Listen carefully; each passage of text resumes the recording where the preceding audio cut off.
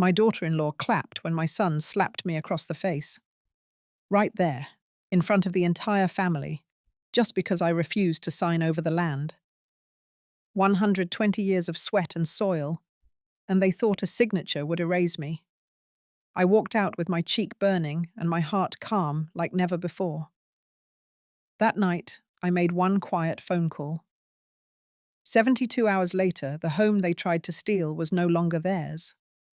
But what came after was even more unexpected. My daughter-in-law clapped when my son slapped me, not behind closed doors, not in a quiet hallway where only a few might pretend they didn't see. No, he raised his hand and struck me in the dining room of the house I built with my own hands, in front of everyone who ever claimed to be family. Macy stood beside him and clapped like it was a performance she'd been waiting for all evening. The sound echoed against the pine walls, louder than the slap itself. There was no screaming, no breakdown, just stillness. My cheek burned, but my spine stayed straight. I looked around that long wooden table, and not one person made eye contact with me. They kept chewing. Someone even reached for the butter dish. I took my napkin, dabbed the corner of my mouth like I'd just spilled soup, and stood up. I didn't excuse myself. I didn't look back. I walked out of that room, past the family photos they had taken down last year, past the muddy boots lined up outside the pantry, and into my office. The same office where I once taught Grant how to balance a checkbook. The same one where his father asked me to run the books for the farm the year his back gave out. I locked the door, not because I was afraid they'd follow, but because I needed one moment to feel what I felt without an audience. I sat at the desk, looked out the window at the wheat fields turning gold in the early evening light, and picked up the phone. That's how this begins. With a slap, with silence, and with one quiet call. "You're still here, aren't you? Still listening? Let me tell you how it all started. Let me tell you why they thought they could get away with it." The day began with peach pie and fresh coffee, like most Sunday gatherings. By noon, the family had started to arrive. Grant and Macy were late, as usual, pulling up in that glossy black SUV they love to park, right where the gravel dips. She got out first, red nails flashing against the sunlight, and immediately commented on the shutters. Said they needed updating. I said nothing. We all gathered inside by 2 o'clock. Roast beef, green bean casserole, mashed potatoes, cornbread. I set the table the way I always have. Plates turned to face the barn, forks polished. I do not believe in shortcuts. Then came the moment that flipped everything. Grant cleared his throat during dessert. I was pouring coffee when he tapped his spoon against his glass. I remember thinking it was odd. He'd never been much for ceremony. He stood up, folded a stack of documents in half, and placed them on the table in front of me. He said he had drawn up the transfer papers. For the land. For the house. For everything. He said it was time I let go and trusted the next generation. I kept my hand steady on the coffee pot. I poured the last cup and set it down in front of June, one of our long-time workers who we'd invited to dinner for once. Then I sat down, looked at the papers, and slid them back across the table without a word. Grant didn't like that. He picked up the papers, shoved them back toward me, and said I was being unreasonable, that I had promised, that the farm wouldn't survive if I didn't hand it over now. I told him calmly that I had promised no such thing, that the land had been in our family for generations and would not be used as a bailout for bad decisions. I reminded him, gently but firmly, that I still held the deed and the right to say no. That's when his hand came down. Open palm, sharp, immediate. My head jerked sideways, and the room went quiet. Not shocked quiet, Just the kind of quiet where people realize something's shifted but don't want to get involved. Then Macy clapped. She laughed a little too. Said, finally, someone had the guts to say what needed saying. That if I couldn't see the future, I didn't deserve to hold it. I could have spoken. I could have screamed. I could have called them monsters or told them to get out of my house. But I didn't.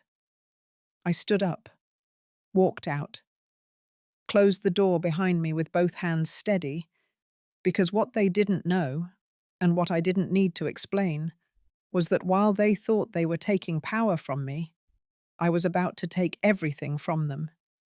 Not by screaming, not by begging, but by using the one thing I still had, the one thing they underestimated completely: control. I made the call that night, just one, and I slept like a rock. By morning, 5 black vehicles would pull up at the gate, the same gate where Grant used to sneak in late from high school parties. The same one Macy claimed needed an electric upgrade to feel more market-ready. And this time, I'd be the one offering the tour. Stick around. You'll want to hear what came next. I closed the office door and left the lights off. The air inside was cool and still, a sharp contrast to the noise that had just filled the dining room. Outside the window, the wheat shimmered in the evening breeze, soft and golden, completely untouched by what had just happened. I didn't need time to think. I had done all my thinking years ago. I had waited. I had watched. I had given Grant more chances than any man should ever need. I walked across the room, opened the top drawer of the filing cabinet, and pulled out the folder I had tucked away for this exact moment. Inside was the original deed to the land, the last revised trust documents from when my husband passed, and the business contact card of someone I hadn't spoken to in 7 years. Judge Rosamond Hale. Her number was still handwritten in black ink, the corners of the card slightly curled. I sat down at my desk and picked up the phone. She answered on the second ring. "Rosie," I said, keeping my voice steady, "I need your help." She didn't ask why. She never had been the type for small talk. She just said one thing. I figured it would come to this. 10 minutes later, I had what I needed from her. She reminded me that the land wasn't just under my name. It was tied to a family trust, and that trust had very clear conditions. She had helped write them. If any beneficiary attempted to force a change under duress or violence, the trust would automatically transfer control back to the founding executor. That executor was me. It always had been. She told me to keep every document where I could see it, and to prepare for the possibility that things might escalate once they realized what I was about to do. I thanked her. Hung up. Picked up the next phone. This time I called Dallas. Amira Klein answered with a clipped tone that told me she was either in a meeting or closing a deal. But when she heard my name, her voice shifted. "Well, I'll be. Helena Whitford. I wondered when you'd call." I told her I wanted the listing up privately by midnight. I told her I wanted 5 qualified buyers. Serious ones. The type who didn't blink at 7-figure numbers and preferred discretion. She didn't ask why either. She just said she had 3 on speed dial and could line up 2 more before sunrise. She'd be here at 10 sharp, with contracts in hand and boots that wouldn't mind walking through a hayfield. When I hung up the phone, I didn't feel relief. I felt precision. I felt cold. But I wasn't angry. Not yet. Anger is loud. What I felt was clean, like a window opening after a storm. I gathered the documents into a flat leather case, locked the cabinet again, and walked back to the kitchen. No one was there. The dishes were still on the table, untouched. My coffee cup sat exactly where I had left it. The napkin from my lap lay folded, neat as ever. I didn't bother cleaning up. Instead, I walked out to the far barn. June was there, settling her boy into the small bedroom attached to the side. She saw me and froze. Her son peeked out from behind her leg, holding a toy truck. I raised a hand gently, told her everything was fine, told her she didn't need to worry, that her housing wasn't in danger, that whatever happened next would not affect her or the other workers, that I had written it into the sale conditions already. She looked like she wanted to cry, but instead she nodded. Then she did something that surprised me. She stepped forward and wrapped her arms around me, a small, quick hug, just long enough to mean something. I didn't hug back, but I placed my hand on her shoulder before I left. It was the only kind of softness I had room for that night. Back inside, I opened the bottom drawer of the old oak dresser in my bedroom. Inside was a safe box, and inside that box was the only thing I had ever truly kept from Grant. It was a letter, written by his father before he died. It was addressed to me, but the content was meant for our son. It talked about legacy, about the farm, about how land should never be taken for granted, never seen as leverage, never treated like a lifeline when someone's made a mess of their own finances. I hadn't wanted to share it before. I had thought maybe it would hurt him. Now I realized that Grant had never been hurt by too much truth. He had been fed too many lies, mostly by himself. I put the letter on my desk. Tomorrow I'd decide whether or not to show it to him. But tonight, it would stay there, unopened. I checked the doors, turned out the lights, and walked upstairs. My cheek still throbbed faintly from the slap. I stood at the mirror for a long moment, looking at the shape of my own face. The woman in the glass looked tired but not weak. I went to bed early. My body was still. My mind was not.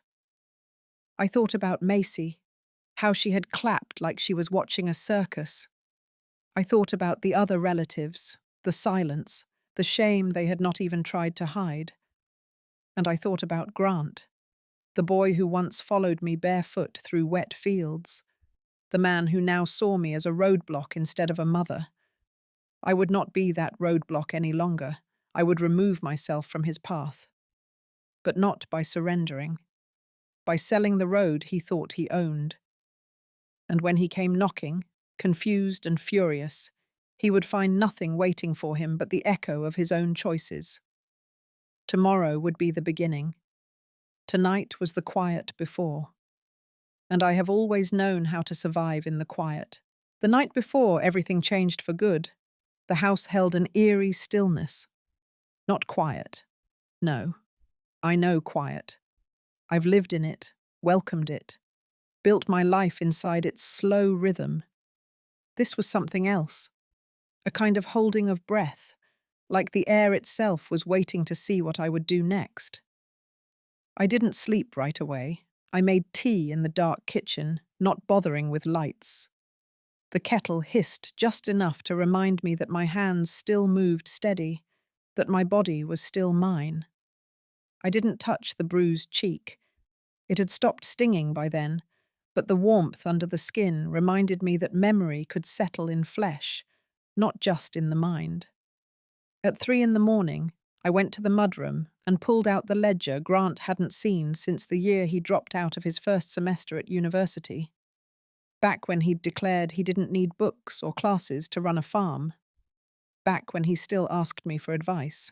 Back when he still called me Mom with a softness in his voice, instead of with that sharp tone like I was an obstacle he was tired of navigating. The ledger had every equipment maintenance schedule, every vendor paid, every payroll slip I had personally checked. I flipped through those pages and thought about all the nights I stayed up late to make sure this land stayed alive while he was still trying to figure out who he was. Now he stood in my dining room demanding I hand it all over like a retirement gift. By 4:30, the sky had started to grey. The birds hadn't yet begun their calls, but the trees had shifted. I could feel it. I always could. Weather speaks differently to those of us who've lived close to the dirt. I changed into a clean shirt and jeans, tied my hair back, and grabbed my boots. I didn't wear makeup. That morning, I didn't need to soften anything. At 5, I walked out to the perimeter fence where I had last seen Grant and his father fixing a broken post.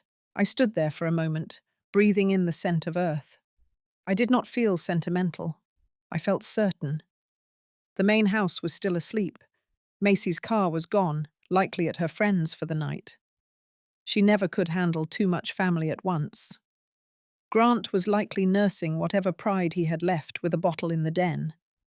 I walked the full edge of the east field and ended up near the silos by the time the sun cracked through.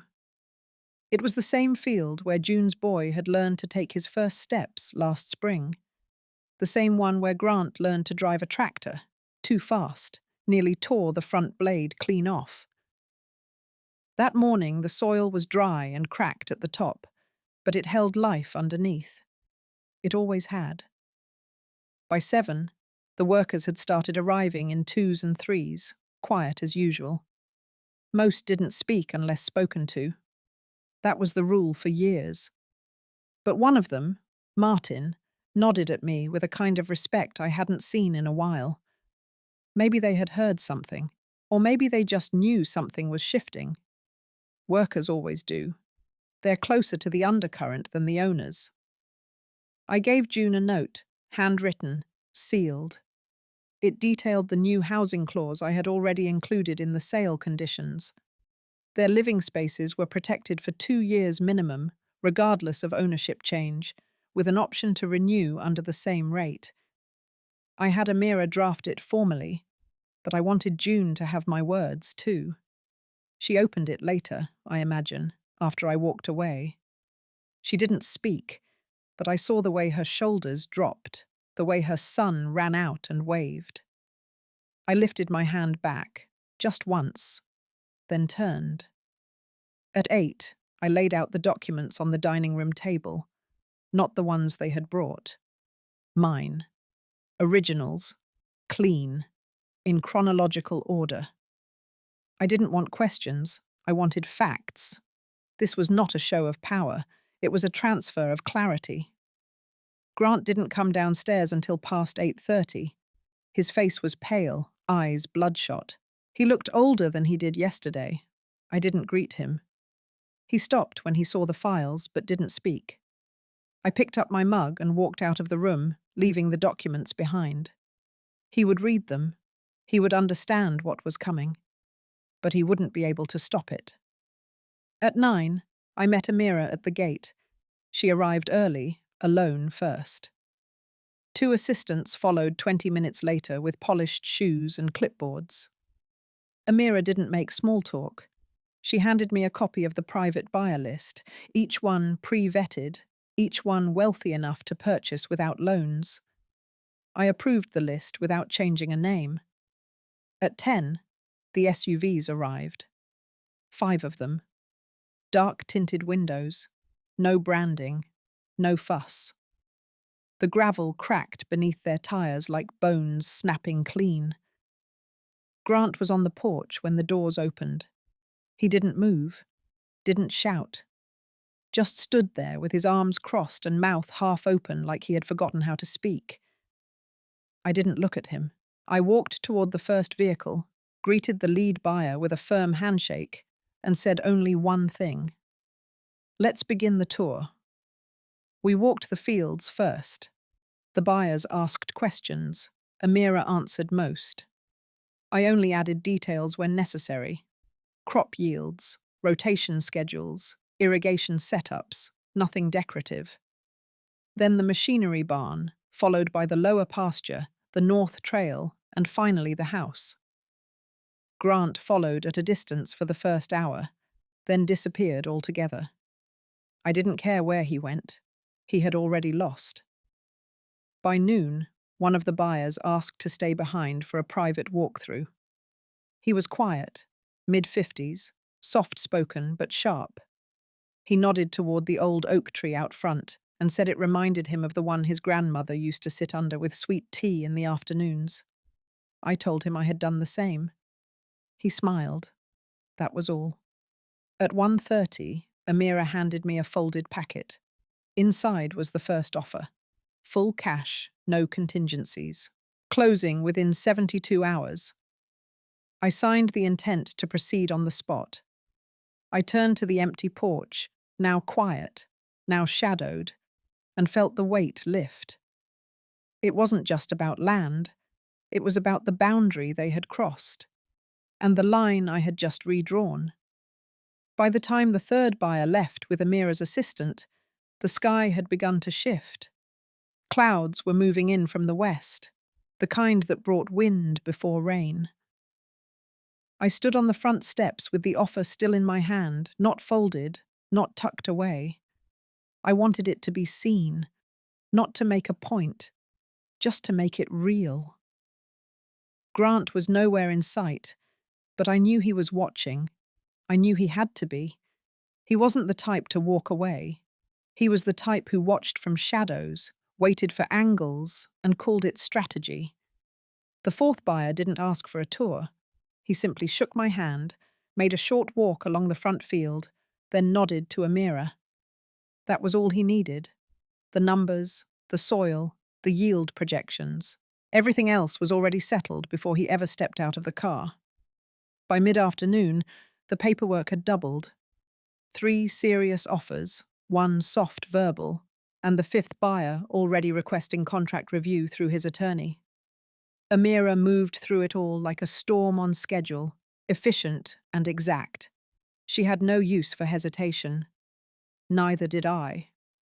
I had asked for 72 hours. We were about to close in half that time. At 4, I received a call from Rosamond. She kept it brief. Said she had followed up on the trust documents, confirmed my full authority under the amended executor clause. But more than that, she had also flagged something else. It wasn't just the land title or the attempted coercion. It was the documents Grant had tried to slide across the table, the ones from the night of the slap. She had seen them, and she noticed something odd. The notary stamp. It didn't match the registration on file. The signature, too, was off. Too clean. Too smooth. She said she was pulling previous loan records just to be sure, but warned me gently.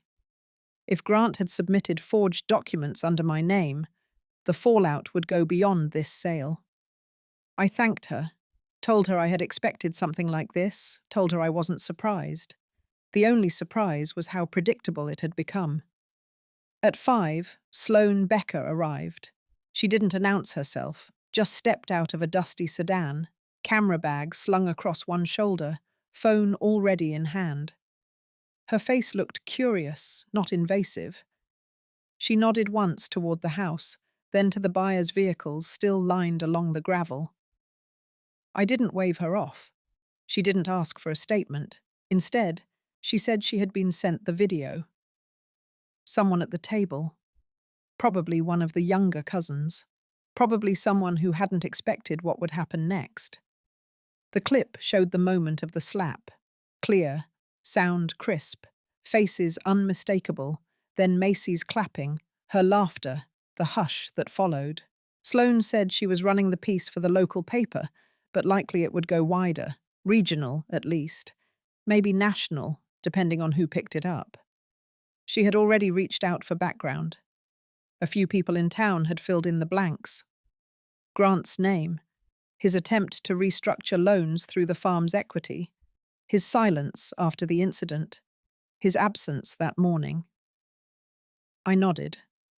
I didn't ask her to hold the story. She paused before she left. Said she didn't often see stories like this unfold in real time. Said it felt like the end of something, but also like the start of a reckoning. She didn't ask how I felt. That was a mercy I didn't take lightly. At 6, I stepped back inside. The house smelled like dust and wood polish. Familiar. Still. I walked into the kitchen. The coffee from the morning still sat half full in the pot. I poured a cup, took it black, and sat down at the table. Grant walked in 20 minutes later. His eyes were bloodshot. No words. He looked at the papers, the offers, the contracts. He looked at me.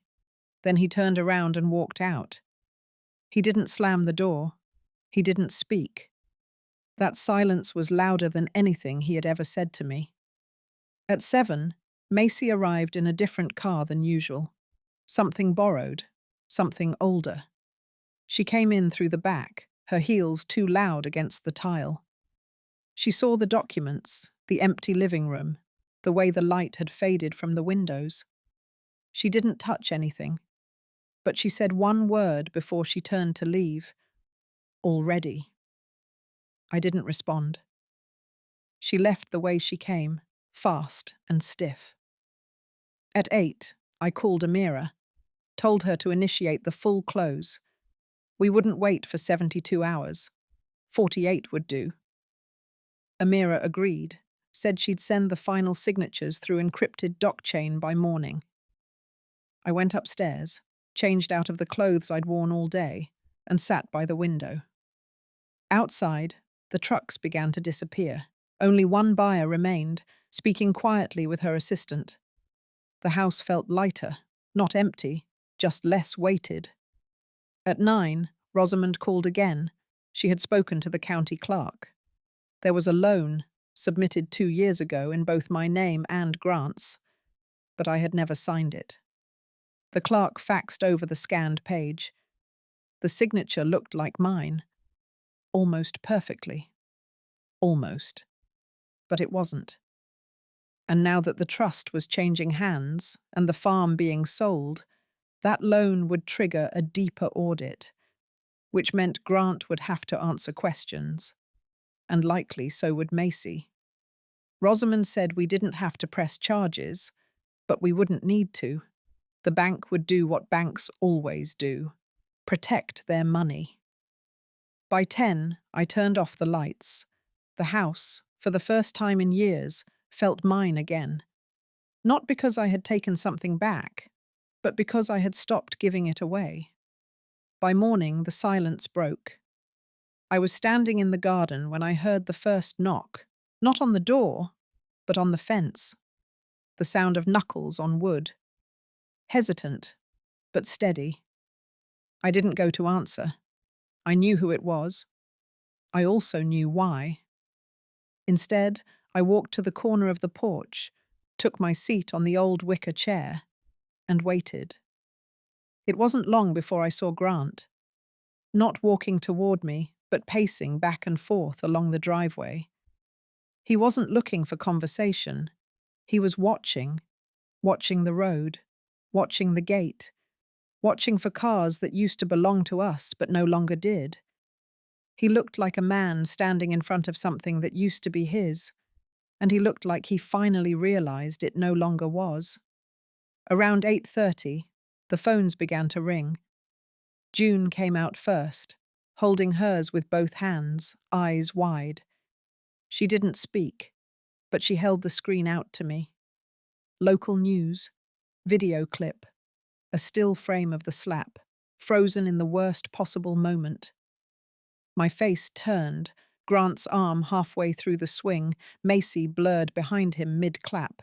The headline was simple: Local matriarch assaulted in inheritance dispute. I took the phone, looked at it for a full 10 seconds, and handed it back. No comment. No shock. I had felt it coming for days.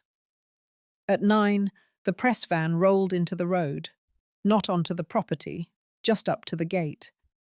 Sloane stood beside it, dressed in jeans and a windbreaker, notebook in hand. She didn't approach the house. She stood where she was and waited. I appreciated that. I nodded once, then returned inside. The phone in the kitchen was blinking with new messages. 17, then 22. I didn't answer. Rosamond called shortly after. She sounded tired but pleased. Said the public filing of the trust documents had triggered a review. One of the lenders had already started inquiries. The fake signature on the joint loan would be flagged within the week. It wasn't just a slap anymore. It was fraud, misrepresentation, potential felony if the bank chose to escalate. They would. Banks never miss a chance to punish a bad borrower. At 10:15, Macy arrived. She didn't park in her usual spot. This time, she left the car across the road, hidden behind the tall hedges. I watched her approach from the kitchen window. Hair tied up, no makeup, dark glasses, purse clutched like it was a shield. She didn't knock. She just opened the back screen door and stepped into the mudroom like she still lived there. I didn't meet her. I stayed in the kitchen, hands resting on the counter, body angled toward the window. She called my name once. Quiet, almost a whisper. Then again, louder. I turned, finally, and looked her in the eye. She didn't speak right away. She shifted her weight, glanced toward the dining room, then finally said it. "You really did it." I didn't respond. She said it again, this time more clipped. "You actually went through with it." Still, I said nothing. Her voice cracked then. Not tears, not regret, just frustration with a world that no longer bent her way. She accused me of humiliating the family. She accused me of destroying everything they had built. She said people were talking, that her friends had stopped returning calls, that clients were backing out of deals, that Grant hadn't eaten since yesterday, that their accounts were frozen, that the bank had requested a meeting. I let her say all of it. Then I told her 3 things. First, the humiliation didn't begin with me. It began with a hand raised in violence. Second, if the things they had built could collapse in 2 days, they were built on lies. And third, no one freezes someone else's accounts unless something inside them was already rotten. She stood there, mouth tight, face hard. Then she turned and walked out. Quiet this time. The screen door slammed behind her without a hand to guide it. By noon, the sheriff's office called. Routine inquiry, they said, just following up on a report filed after the video surfaced. I told them I'd be happy to speak, but only in the presence of counsel. That seemed to satisfy them. At 1:30, Rosamond called again, this time with a different tone. The forged loan application had been used to secure additional collateral. Property not yet transferred, but listed in Grant's name. A lakeside cabin, bought with funds withdrawn from the shared farm account. That account had been frozen the night before. The new buyer of the farm had submitted documentation through escrow showing the account activity. That documentation had now entered evidence. Rosamond said the timeline was accelerating. Grant would be contacted formally within 72 hours. I went upstairs and opened the guest room closet. Inside, I found the shoebox where I kept old papers. Inside that, I found the letter again, the one from my husband. I read it this time, all the way through. It spoke of disappointment, of legacy, of fear. But most of all, it spoke of love. A love buried under duty, under pride, under the endless weight of keeping something alive that no longer served who we were. He had written that if Grant ever forgot the meaning of the land, to remind him not with lectures, but with actions. That line stayed with me. I folded the letter, placed it in a new envelope, wrote Grant's name on the front. Then I placed it on the kitchen table and walked away. At 3, Amira called. All final documents had been signed, wire transfers initiated, full payment received, farm legally transferred. She asked if I wanted a hard copy delivered. I said yes. The property would belong to someone else by midnight. The house, the fields, the barns, the equipment. Everything. Everything but the memory of it. That I would keep. And I would carry it clean. It was just past 10 when the wind shifted. I had been sitting in the back room, the one that used to be the sewing room before I gave away the last of the fabric. The light from the porch barely touched the windows. but I could see the outline of the oak tree swaying slowly in the dark. It had always creaked when the wind picked up, but that night it sounded more like breathing. I didn't stand. I didn't move toward the door. I just waited. By then, I knew the rhythm of his footsteps. Heavy, impatient, 2 strides faster than necessary. Grant had never known how to walk into a moment quietly. He always came in like he was owed the room. The door didn't knock. It didn't creak. It opened hard, all at once. Then it stood there, wide, letting the night spill in. He stood at the threshold, soaked from the drizzle, hair flat against his forehead, shirt clinging to his chest. He looked older than 2 days ago, not in the way that comes from time, but in the way that comes from consequence. He didn't speak at first, neither did I. He stepped in, slow now, slower than I'd ever seen him move, like the air inside the house had changed its weight, like something about the place no longer belonged to him, and he could feel it down in his ribs. I rose, finally, and walked into the kitchen. The envelope was still on the table, right where I'd left it. The letter inside, folded neatly. I didn't pick it up. I didn't hand it to him. I simply sat in the same chair I'd always taken, the one nearest the window, and waited again. Grant followed. He took the chair opposite mine, across from the envelope, and sat without asking. When he finally spoke, his voice was hoarse. He didn't say he was sorry. He didn't ask why. He just said one sentence. "You really sold it." I nodded once. He leaned back, hand rubbing his jaw like he was holding something in. His eyes drifted toward the letter, then away again. He said he had seen the bank notice, that the loan had been flagged, that the meeting had been cancelled, that the cabin was frozen. He said he had spoken to Macy, but she wasn't coming back. Said she had taken the car and a suitcase and gone to her sister's. He didn't know where else she might go. I listened. I didn't interrupt. Not once. Then he asked, almost under his breath, how long I had planned it. I told him the truth.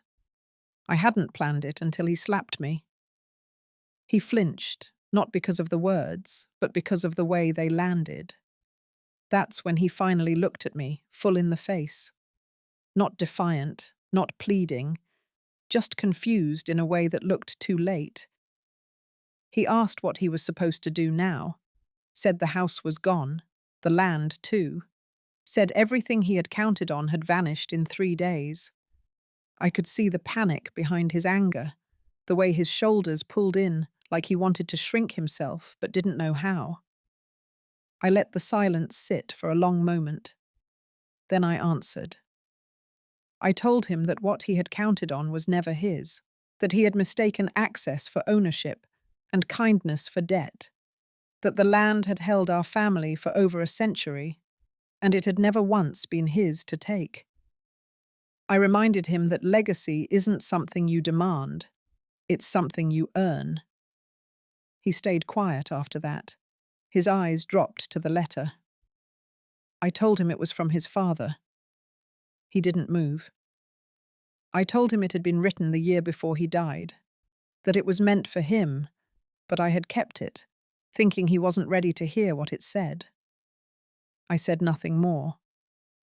Grant reached for it, slowly as though touching it might burn.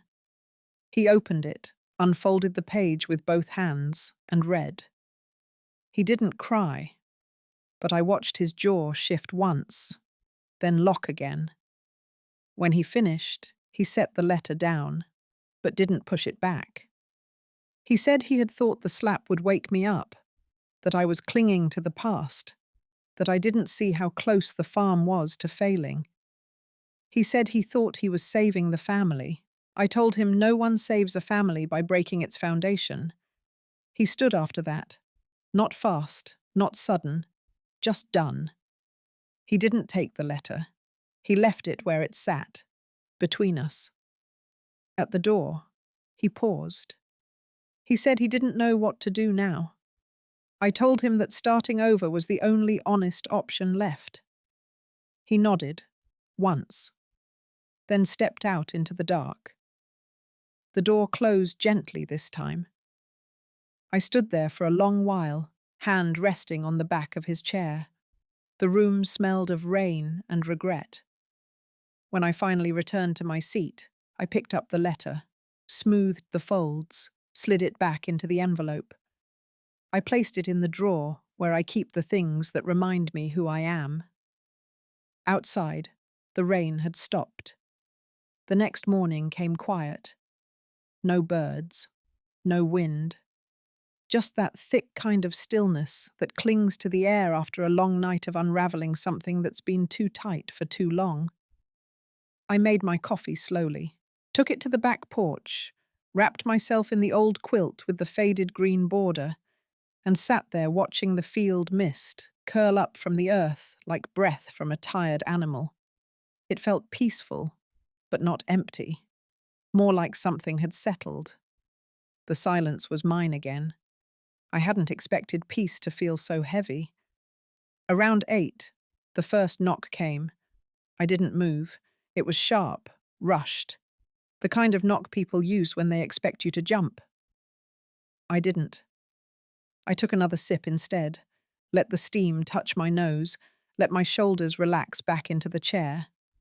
The knock came again, then silence, then a car door, a slam, tires spinning back down the gravel.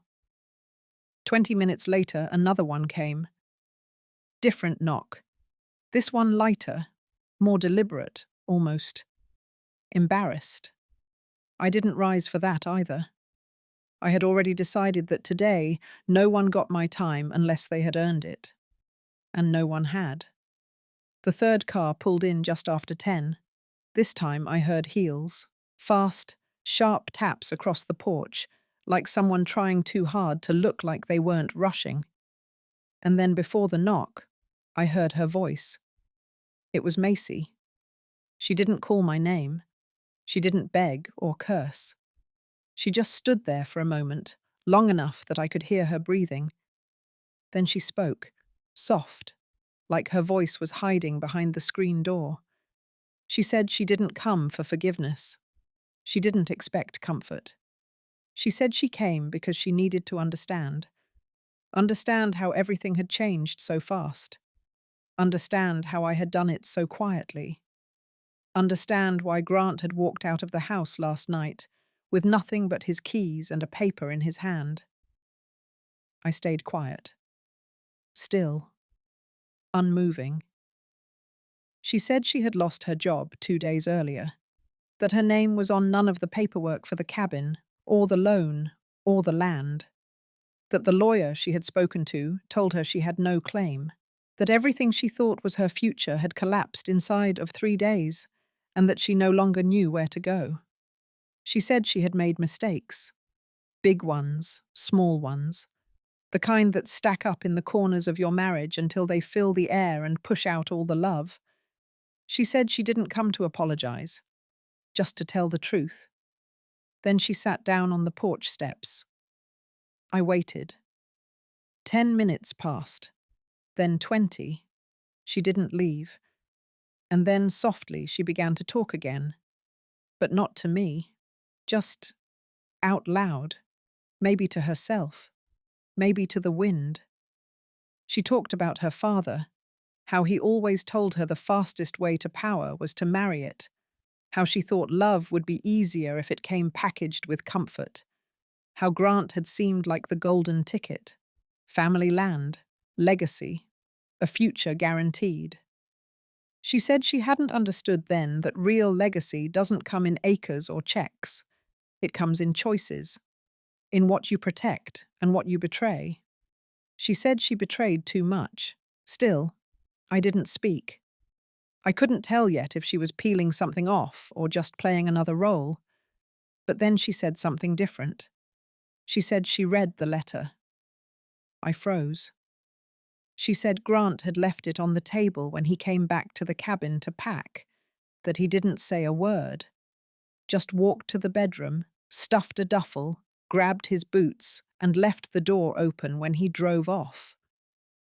She said she sat there for a long time, staring at the envelope, and then she opened it.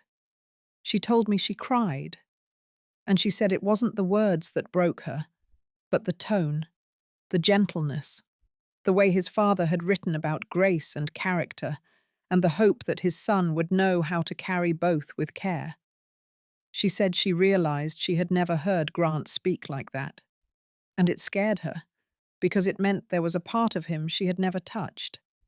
She said she wasn't proud of herself, but she wasn't trying to escape that. She said she just wanted me to know that the letter had done something, that it had shown her what kind of man she had helped build, and what kind of woman she had become beside him. That's when I stood.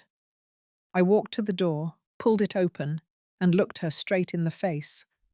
Her eyes were tired, no makeup, hair knotted behind her head, hands clenched in her lap. I told her I wasn't angry anymore. She blinked. I said I had been, deeply, but that now the anger had burned off and left something else in its place, something cleaner, still sharp but not poisonous. I told her that forgiveness was not a currency I traded in cheaply, but I also told her that beginnings were allowed to come late, so long as they came honest. She nodded. I told her not to come here looking for shelter, not for comfort or soft hands. But if she was looking for work, real work, she could start with the orchard. The trees had needed pruning. She smiled, small, a twitch more than a grin, but real. And then she stood, dusted herself off, and said thank you. She didn't ask for more. She just walked down the steps and across the field. The mist had lifted by then, sun pouring down clean through the breaks in the clouds. The dirt no longer held the weight of yesterday. I closed the door, poured myself a fresh cup, and went out to the orchard. The ladder waited, the shears too, and the trees, well, they were still growing. By the following Thursday, I had already made the call. Not to Grant, not to Macy. This one was to the board my late husband had once chaired, the one that oversaw the local water rights for our entire county, including my family's acreage. It was a quiet board, traditional, mostly ceremonial by today's standards. But the paperwork still held teeth, and that's what I needed. Years ago, before Grant turned 13, his father had secured a rare conditional permit that allowed our property a priority slot on irrigation rotation. In drought years, it meant our corn stayed green when the others browned out. But the condition had always been clear. The land had to remain in direct possession of a named blood heir or spouse. That clause had been the reason I never transferred anything fully into Grant's name, not even after his father passed.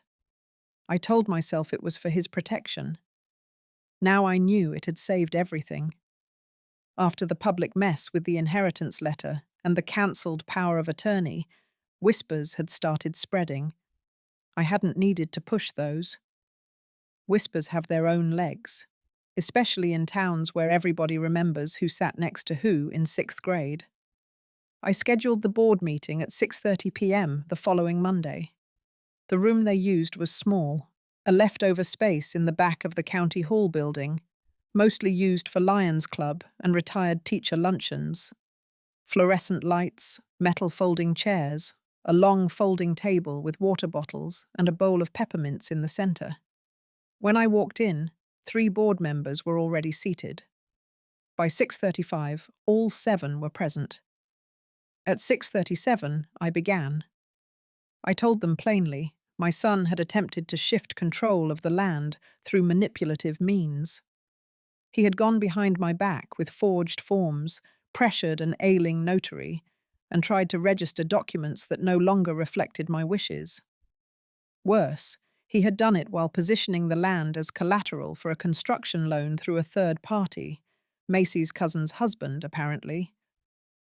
I brought copies of everything: the unregistered deeds, the loan application that had since been flagged by the bank as incomplete, the new will, the rescinded power of attorney. And then lastly, I laid out the irrigation permit. I asked the board to formally review the clause and, if necessary, freeze access to the water flow until the deed was legally reaffirmed under its original standing. Mine. They asked one question, not aloud, just a look, a pause. Then the head of the board, a woman named Carol, who once babysat Grant when he was teething, nodded slowly and said she would make the motion. A unanimous vote followed. It was quiet, efficient. There would be a temporary suspension of all irrigation allotment to the disputed parcels until further notice. I thanked them, gathered my papers, and left.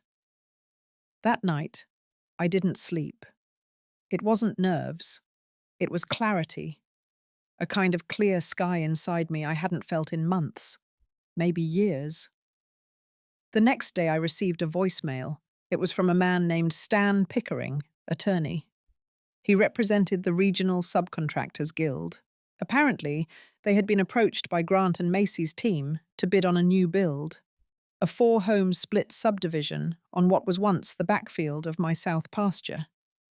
Now that water access had been frozen and the bank's title check had stalled, the project had collapsed.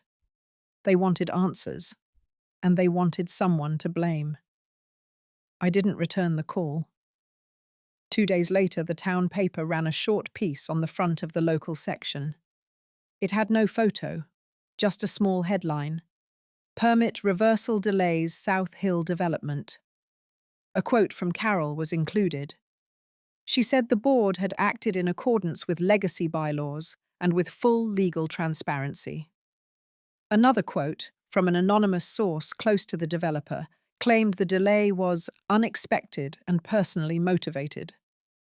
I didn't reply to that either. Instead, I went to the library. In the archives section, there were old records, dusty things, fragile maps, faded letters from settlers, deeds written in fountain pen. I pulled up everything I could find on our land's original claim. Not for battle, not even for defense, but for myself. I needed to feel it again, the depth of it, the reason it mattered. I spent 3 hours tracing a map drawn in 1889. It showed the property as part of a larger tract called Caldwell North Edge. A tiny note at the corner, almost invisible, read, "Reserved for good soil and better daughters." I don't know who wrote it, but it stayed with me. That night, I made my second call. This time, to a woman named Dee. She ran a non-profit in the next county, focused on women farmers over 60. She had spoken once at a harvest dinner I attended years back.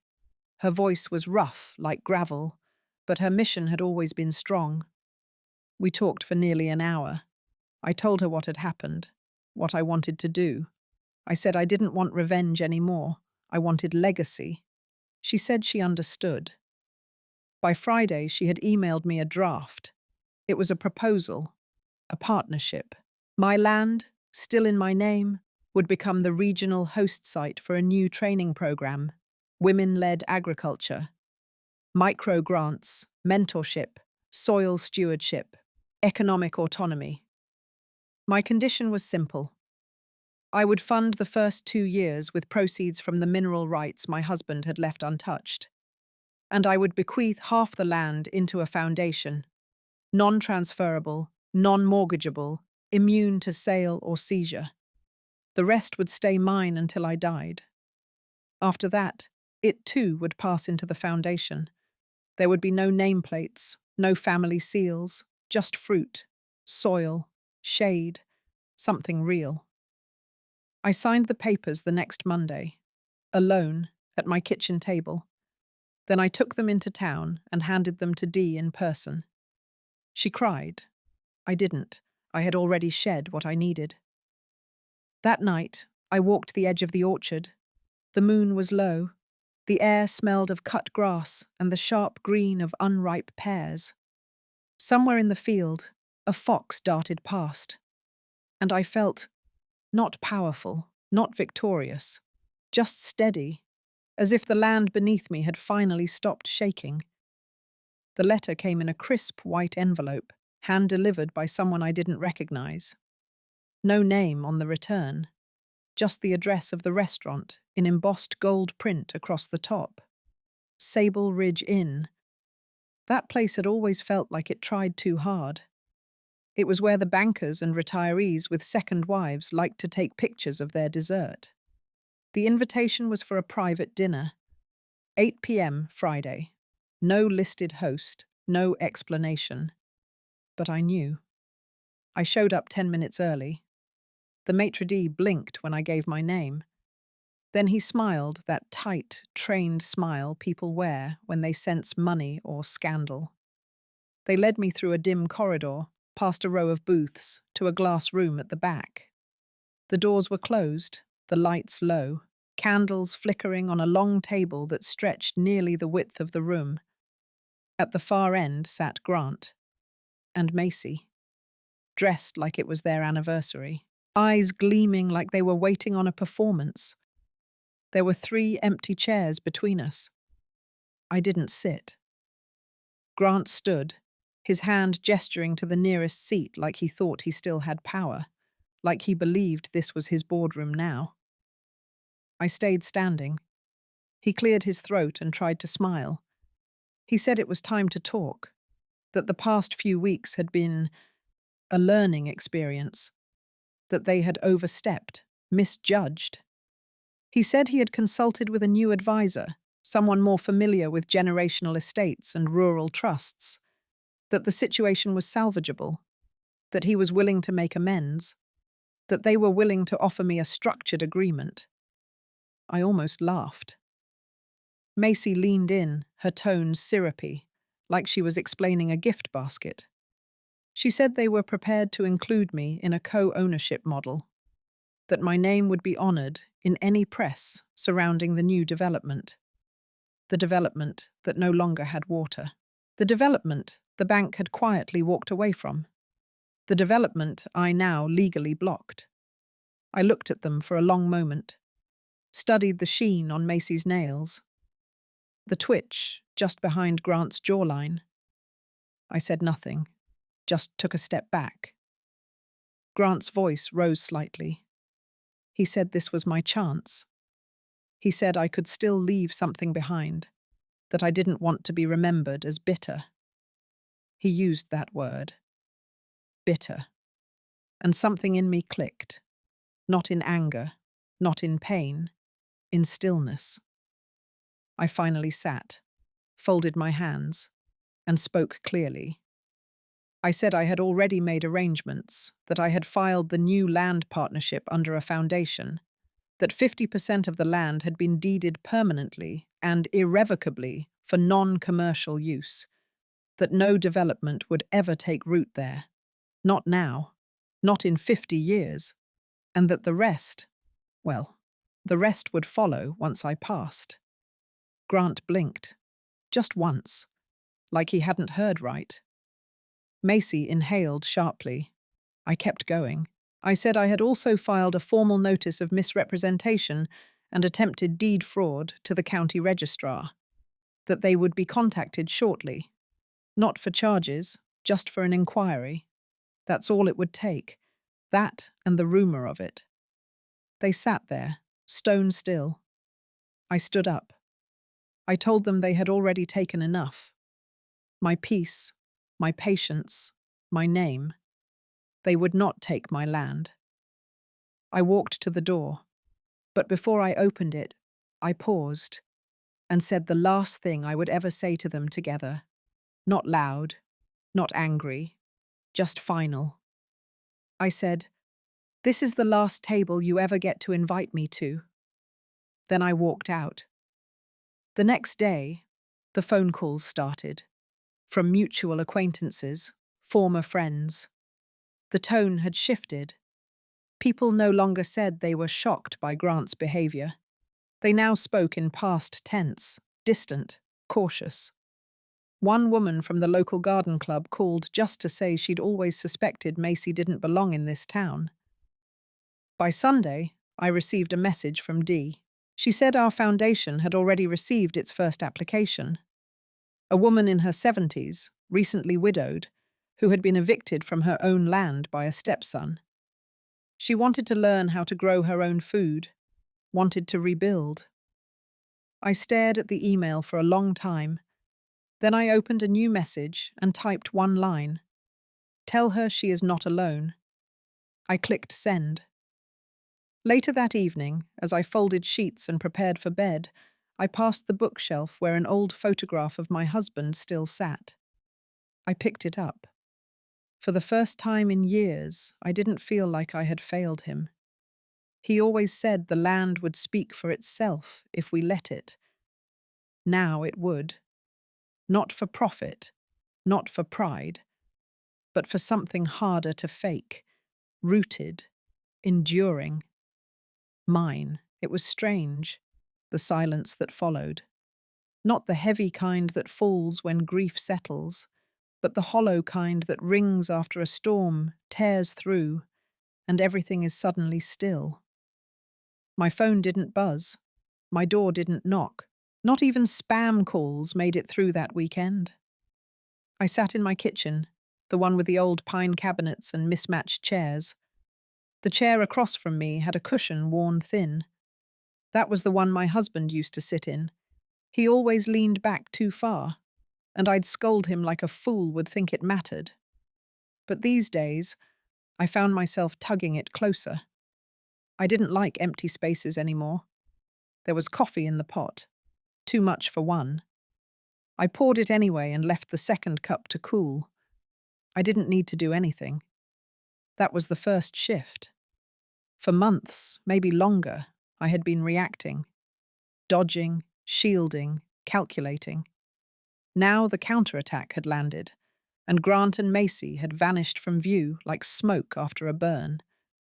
There were whispers in town about the development project freezing, investors backing out, an article in the Regional Business Digest about asset retraction due to legal ambiguity. Legal ambiguity. That was a polite way to say they got caught with their hand in a trust they didn't own. I didn't cheer. I didn't toast. I didn't gloat. The victory wasn't loud. It was just quiet enough for me to sleep through the night. That Tuesday, I received a letter. It wasn't from Grant or Macy. It was from Henry, my brother's son. I hadn't heard from Henry in almost a decade, not since his father died and his wife refused to let me attend the memorial. The envelope had my name in his handwriting, crooked and stubborn like his dad's. Inside was a note, just a few lines. He said he'd heard about what happened. He said he remembered the way Grant used to cut me off during dinner. How even as a boy he could tell the temperature in the room changed when I walked in. He said he was sorry for staying silent, for pretending not to notice. He asked if he could visit. I stared at the letter for a long time. It wasn't a lifeline. It wasn't redemption. But it was something. A crack in the ice. I didn't reply that day. Instead, I spent the afternoon walking the edge of the southern fence line on the land. There was a spot where the creek bent west and the tall grass grew in circles from the wind. I hadn't walked that far in years. My knees ached and the sun stung through my hat, but I kept going. When I reached the bend, I sat on an old stone bench we placed there decades ago, back when we still believed in things like Sunday picnics and family photographs. It was cracked now. The moss had swallowed most of the engraving, but it held. I sat there for nearly an hour, watching the breeze ripple through the grass, listening to nothing but the hum of cicadas and distant birds. No one was around. I didn't feel triumphant. I just felt real.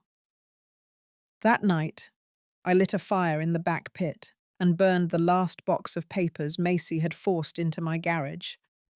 Old project proposals, flyers for their so-called real estate venture, an embossed binder with mock-ups of what the rebranded property would look like. The flames curled everything inward, turning vision boards into ash in seconds. When it was done, I sat in the glow, letting the smell of smoke cling to my hair and clothes. I wasn't angry anymore, not in the way I had been. Anger is sharp. It pushes you to move, to bite, to react. But now I was something else. I was decided. That Friday, I went into town, not to hide or fight or explain, just to be present. At the general store, two women I hadn't spoken to in months nodded at me. One of them even smiled. At the bank, a teller who used to serve Macy looked down when he saw me. At the diner, Gail, the waitress who always tried too hard to please Grant, brought me a coffee refill without being asked. It was small, but it mattered. People don't say sorry out loud in towns like mine, but they show it. They change how they move around you. They remember how they treated you, and they adjust. That afternoon, I returned home and took out the application binder Dee had organized. The foundation we built wasn't a vanity. It wasn't a monument to ego. It was functional, quiet, real. We had 5 new applications, 3 women and 2 men, all over the age of 65. Each one of them had been pushed out by sons, by in-laws, by systems that forgot how to listen. They didn't ask for handouts. They asked for tools. They wanted to learn how to keep chickens, how to grow herbs, how to manage land again. Some wanted to donate what they harvested. Some just wanted to feed themselves without shame. I read every word, and I approved every single one. Because I knew now, the land didn't belong to those who talked the loudest or built the flashiest fences. It belonged to those who stayed when the fire died out, those who planted again, and again, and again. That night, I sat by the window in my living room, the one that looked out over the east pasture. The stars came early in September. No clouds, just a velvet sky and the hint of something better. Not revenge, not applause, just quiet. And for the first time in a long, long while, I let myself rest. I was rinsing the herbs in the sink when I heard it. Tires on gravel, not fast, not aggressive, but hesitant, almost unsure if they should continue down the path at all. I didn't check immediately. I let the sound come to me like everything else had lately. When the knock finally came, it was faint. I dried my hands slowly. No panic, no curiosity. Just a calm knowing that the story wasn't done yet. When I opened the door, I saw him. Grant, standing on my porch in a navy jacket he hadn't buttoned, hair longer than usual, and face drawn tight. Behind him, Macy sat in the passenger seat, eyes shielded by large sunglasses even though it was cloudy. He didn't speak right away. He didn't have to. His whole posture had changed, shoulders slightly hunched, chin dipped lower, hands wrung together. It was the posture of a man who no longer believed he was invincible. I didn't invite him in. Instead, I stepped outside, pulling the door softly behind me. He tried a smile. It didn't reach anywhere near his eyes. He began with small talk. Said he had been staying with a cousin out west. Said things had been complicated. That the press had been relentless after the legal freeze. That Macy's investors had backed out one by one. That their joint accounts had been investigated for improper use of trust funds. He said Macy had a breakdown. He said he was trying to get help for her. He paused there, maybe hoping I would soften. I didn't. He shifted, lowered his voice, and said he missed the land. That he drove through town and saw the pasture had been turned into a volunteer garden. That people were talking about me again. In good ways. with respect. He said it felt like everything had come full circle. Then he asked to walk the fields. That was his mistake. I told him plainly the fields weren't his to walk anymore, that the soil had long stopped recognizing his footsteps.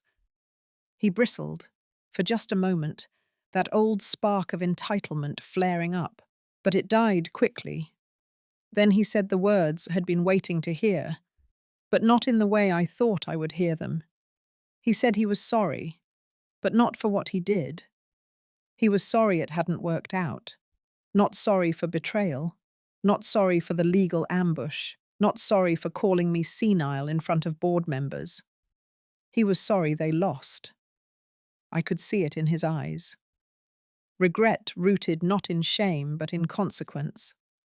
He thought maybe, after everything, I would be the last place he could retreat to. He was wrong. I told him in the clearest voice I could muster that forgiveness wasn't something I owed him, that what he got wasn't just money or land or comfort. He took time. Time I had to spend fighting instead of healing. Time I spent doubting instead of building. He took my peace, and I had to carve it back inch by inch. He didn't argue. Maybe he couldn't. Instead, he looked back at the car. Macy hadn't moved. I stepped closer, told him I wanted no more visits, no sudden reappearances, that this porch was the closest he would get to my world from now on. Then I turned and went back inside. No drama, no door slammed, just a click. I stood in the quiet for a long moment, not shaking, not proud, just anchored. That night, I watched the security footage again. The new system Dee installed caught everything. Grant's slumped shoulders, Macy's still silence, their slow pull away down the gravel. I didn't watch it out of spite. I watched it so I could remember the moment I reclaimed my threshold. The next day, the board of the foundation gathered for our seasonal review. We sat around the kitchen table, papers spread out, coffee cups half filled. Dee took notes while James reviewed the outreach metrics. Applications were growing, not just from our county, but from 2 others. People were referring friends, strangers, elders who had been pushed out of homes, titles, lives. We approved a second greenhouse, then a partnership with the community college to offer agricultural courses for senior citizens. And finally, we signed off on a retreat weekend for women over 60 who needed quiet. Just that. Quiet. No one mentioned Grant. No one mentioned Macy. They no longer hovered in my conversations. They no longer shaped my days. That evening, I sat outside as the sun settled low across the field. I thought about thresholds, how we spend years building them, then let people walk over them like they are nothing. I thought about the strength it took to not just rebuild a home, but to reinforce the line where the porch ends and the world begins. And I knew I had done it, not by force, but by clarity, by drawing a line that no apology could cross unless it carried truth. And Grant didn't have it. But I did. I had all of it. The days moved slower after that final visit, but not in a dragging way. It was the kind of slowness that feels earned, like the quiet after a storm, when the air is still thick with memory, but the ground has stopped trembling. I started waking up before the birds again, not because I had to, but because I wanted to. I'd sit on the porch with a mug of black coffee, barefoot, letting the cold wood wake me up. There were mornings when I'd think about what used to sit in front of me, the family I imagined, the loyalty I believed was unshakable, the false warmth I accepted for far too long. But I didn't cry anymore. What surprised me wasn't that I had survived it all. It was that I could still feel joy in the small things, the tomatoes that finally took to the new soil, the faint hum of the radio in Dee's truck as she pulled up with fresh supplies. the gentle laughter of a woman in her 60s, learning to prune vines for the first time and calling it her therapy. There were still moments when echoes of the past tried to claw their way back in. A phrase someone would say, a headline about another elder defrauded by their own children, the sound of Grant's voice on an old voicemail I hadn't deleted yet. But they didn't control me anymore. I had built something stronger than memory. The Foundation's annual event arrived quicker than expected. We decided not to rent a banquet hall. Instead, we cleared out the barn, dressed it with soft lights, handmade banners, and long wooden tables decorated with bundles of lavender and rosemary. People came, not in formal wear, but in boots, denim, sun hats, and aprons. Some brought pies, others brought stories. One woman stood up and shared how she'd been quietly erased from her family's trust, then spent 10 years feeling like she had nothing left to offer. Until she saw our community flyer and decided to come plant herbs on a Tuesday morning. She said she found her voice in the silence between soil and sky. And that was the moment I realized the revenge had ended long ago. What I was living now was something far more powerful. Restoration. Not just of my reputation or land or pride, but of meaning. When the event ended, and the last guest hugged me goodbye, Dee and I stood alone under the hanging lights. She didn't say much, just handed me a small notebook she had stitched together with pressed leaves for a cover. Inside were letters, dozens, from women who had come through our program. Each one written to me. Some called me their mirror, some called me their mother. I stayed up all night reading them. Some had lost homes, some had been silenced. Some were still living under roofs where their names were never spoken with kindness. But they wrote to me because they saw something in my story that reminded them of who they used to be, and maybe who they still could become. The next morning I did something I hadn't done in years. I walked to the edge of the West Field, the one Grant used to ride his bike through as a boy. I stood there for a long time, letting the wind pass through me. Then I took out the last envelope I had kept sealed. It was the original draft of the addendum I never filed, the one that would have cut Grant off completely. I tore it in half, then again, and again, until it fluttered into the soil like ash. Not because he deserved forgiveness, but because I no longer needed that version of power. I had something better. I had peace. And I had a name that no one could take away anymore. If you've ever been through something that left you feeling invisible or betrayed, I hope this story reminded you that you are not alone. Sometimes we lose everything just to find ourselves again. And sometimes the quietest battles leave behind the strongest women. If this touched you, share it. Someone else might be searching for their own beginning, just like I once was.